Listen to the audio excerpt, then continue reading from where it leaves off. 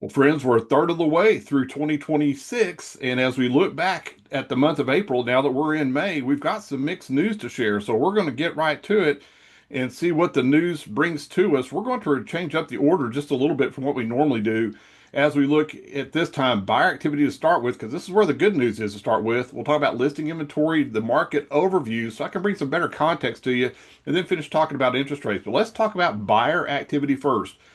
Really shocking to me, we saw a late surge in the month of April, pushing the number of homes going under contract up to 588.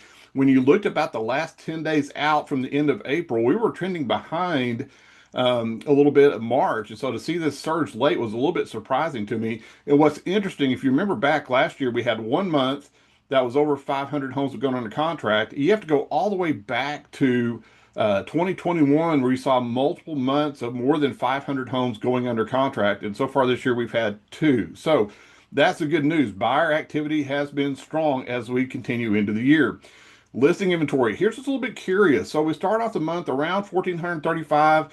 During the month of April, it lowered down closer to 1,400, but then we saw a little bit of a surge coming back late in the month, finishing up right around 1,450. This surprised me because when you look at the overall listing, or excuse me, under contract activity, you would have thought the inventory would have come down even lower, but it looks like the number of listings that are surging coming on into the spring market are outpacing buyer activity still a little bit, even though we have strong buyer activity.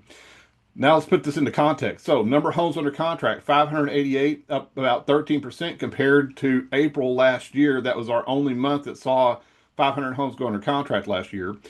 We've had closings up about 13%, finally seeing that number moving into positive territory for year to date. Median sold price. So here's where I want to really dig in. Median and average sold price. We are seeing, despite the strong buyer activity, home pricing pressure on sellers that is finally starting to show up in the data. So median sold price down about 2.5% for the month year over year. And same thing on average sold price, down about 4.5% compared to April last year as well. So while buyers are engaged in the market and are really showing strong activity, we're seeing the pricing pressure because of all the inventory finally show up on sellers in the data. And as you look at days on market, you're seeing this as well. We've increased about 23% over April last year, where it's taking about 80 days from list to under contract for most homes going under contract, about a 6% increase over this time last year. So while we're seeing strong buyer activity, it is really keeping sellers honest in their pricing as they put their homes on the market and start to compete. You are better off pricing at or below market a little bit to draw quick buyer interest, because they will move on quickly if they don't like what they see in the overall picture.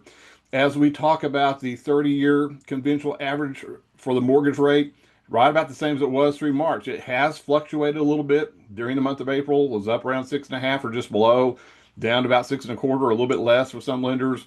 Average overall for the month about 6.3%. So you may have some questions, as always, as we try to dissect and analyze all this data. That's normal. Of course, we're here for you if you do have any questions.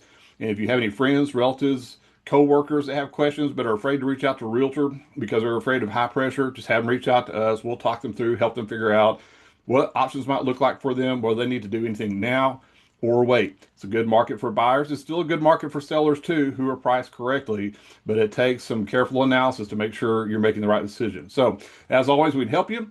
Reach back to us, message us. Thanks for watching, and we'll talk to you soon.